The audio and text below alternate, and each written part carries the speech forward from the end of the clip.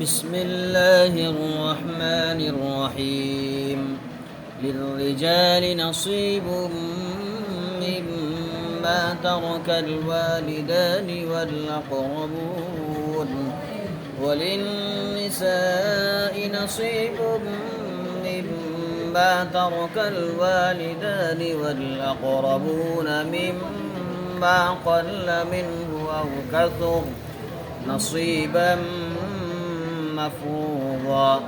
وإذا حضر القسمة أولو القربى واليتامى والمساكين فارزقوهم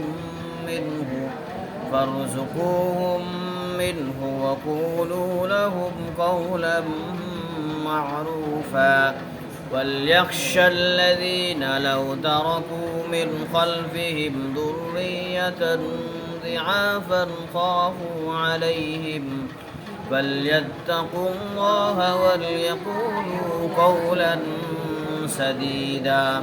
إن الذين يأكلون أموال اليتامى ظلما إنما يأكلون في بطونهم نارا وسيصلون سعيرا.